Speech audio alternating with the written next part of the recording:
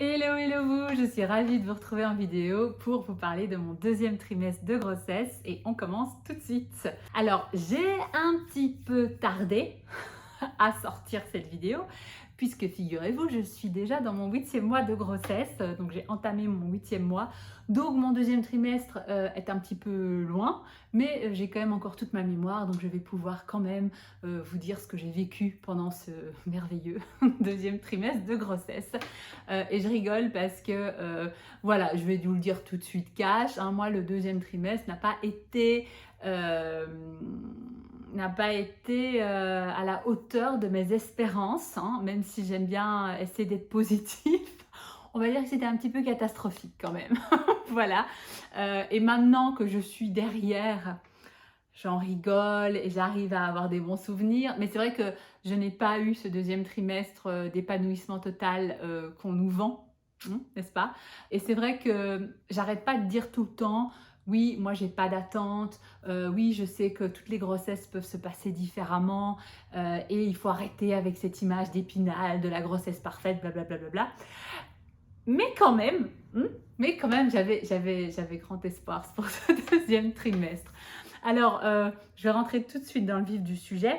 Je vous avais laissé avec un premier trimestre assez mitigé dans le sens où j'avais quand même eu des nausées qui m'avaient un petit peu gâché l'existence pendant ce premier trimestre. C'est-à-dire que j'avais des nausées tout le temps.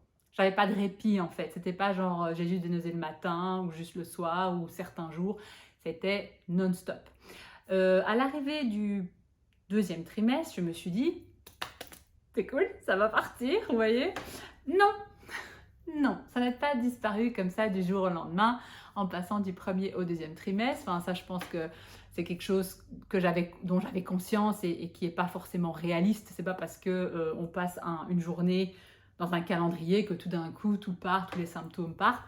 Donc j'ai continué à quand même encore avoir des nausées pendant 1 mois et demi pendant ce deuxième trimestre. Donc on va dire que les nausées sont parties vers 4 mois et demi. On va dire aussi que plus on avançait, plus ça s'allégeait, donc c'était plus permanent, c'était plus un peu comme ça, va-et-vient par moment, donc c'était quand même déjà vachement mieux. Et quand c'est parti, mais c'était le bonheur, le bonheur.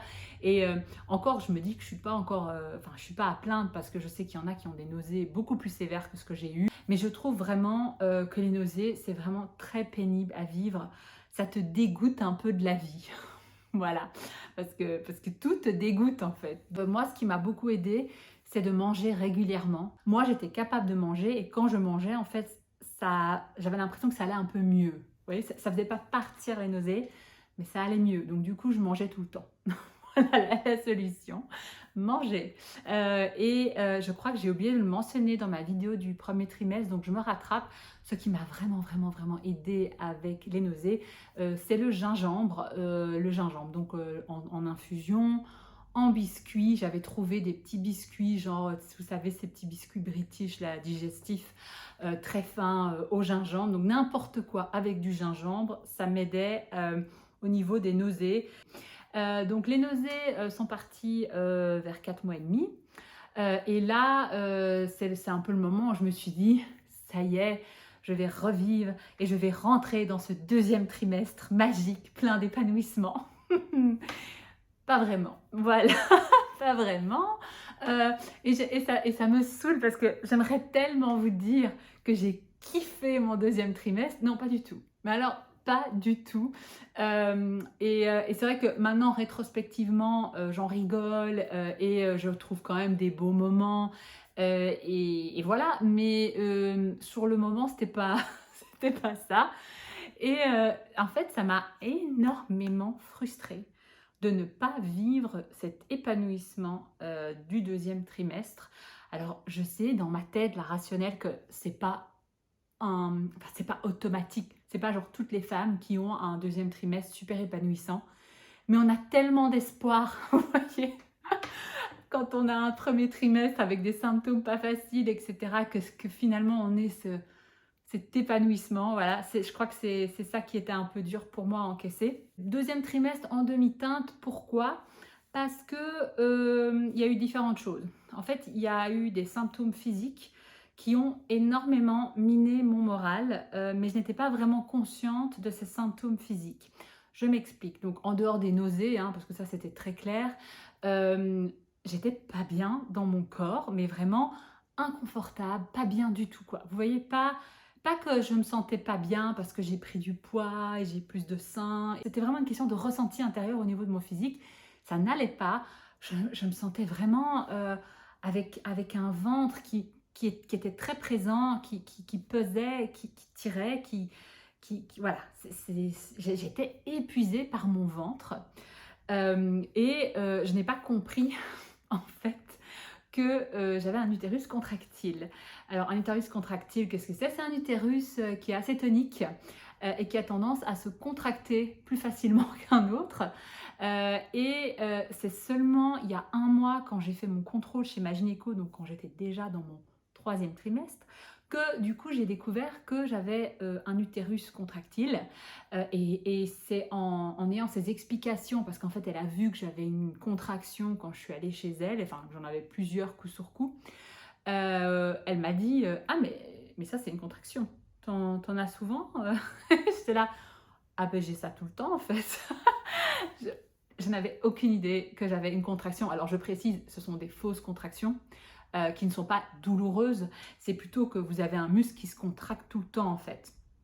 Et forcément, c'est épuisant. C'est comme si vous faisiez des abdos toute la journée. Vous voyez? C'est ça en fait que je me sentais pas bien.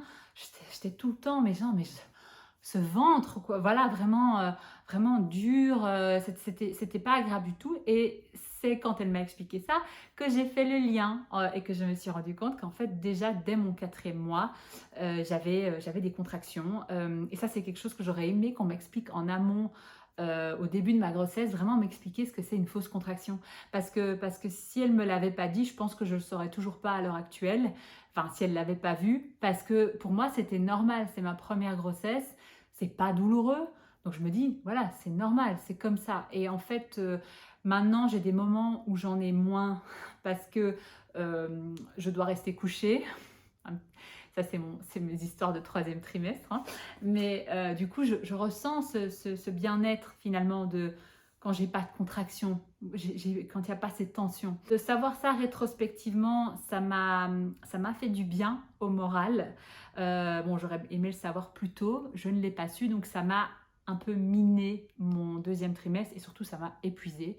Ça a généré du coup des émotions qui n'étaient pas spécialement positives, ce qui a engendré des soucis dans mon couple aussi. Donc je vous en parlais déjà dans mon 1er trimestre, que je trouve que c'est tellement pas évident pour le couple, la grossesse. Mon Dieu, mon Dieu. Et j'aime pas m'étaler sur mon couple, vous voyez, parce que j'aimerais rester assez discrète là-dessus. Mais concernant la grossesse, j'ai envie de parler quand même un peu de ça, parce que j'entends rarement des personnes vraiment s'exprimer par rapport aux difficultés qu'un couple peut avoir dans le cadre d'une grossesse. Quand on lit sur internet problème de couple, grossesse, là vous avez des articles dans des trucs style Doctissimo et psychologie, et voilà, vous voyez ce que je veux dire. Mais j'entends rarement des femmes témoigner sur les difficultés que la grossesse peut engendrer au niveau du couple. Pour nous, ça n'a vraiment pas été, on va dire, des mois radieux. Ça a été très en dents de scie. Il y a eu vraiment des moments pas faciles, donc je rentre pas dans le détail, mais je veux vous dire que si vous avez des tensions dans votre couple, sachez que vous n'êtes pas la seule et que c'est autant pas évident pour la femme enceinte que pour le compagnon ou la compagne. Je pense que c'est pas évident, enfin en tout cas pour mon compagnon, déjà de comprendre ce que je vis, parce que lui il vit la grossesse de l'extérieur. Et à côté de ça, moi-même, je ne savais pas que j'avais des symptômes qui n'étaient pas, on va dire, normaux. Avoir un utérus contractile, enfin, il y a plein de femmes qui ont ça, c'est pas non plus le truc méga rare, je suis pas la seule personne qui a ça. Mais si j'avais su que j'avais ça et que j'avais pu exprimer ça et que, voilà, je pense que moi déjà, je l'aurais vécu autrement parce que je me sentais un peu coupable de ne pas être en forme, de pas apprécier, d'être mal, de pas pouvoir suivre au niveau du travail dans les vignes parce que je m'épuisais très vite. J'avais quand même envie de mentionner ça, même si j'aime pas trop rentrer dans les détails par rapport à mon couple. c'est de dire que c'est pas facile, que c'est en dents de scie et que on n'est pas tous les jours sur la même longueur d'onde et que voilà, il faut faire avec, il faut gérer et c'est vraiment pas facile et tout n'est pas parfait. Voilà, c'est ça que j'avais envie de dire par rapport à mon couple pendant ce deuxième trimestre. À part ça, à part ça, je n'ai pas à me plaindre. Voilà, j'ai pas eu d'autres symptômes à part cet utérus qui se contracte non-stop. Je veux dire, j'ai beaucoup de chance, j'ai pas de mal de dos, j'ai pas de brûlant. Je suis vraiment pas à plaindre du tout. Ce qui a été vraiment compliqué, je pense, c'est le côté émotionnel pour moi. Plus que le côté physique.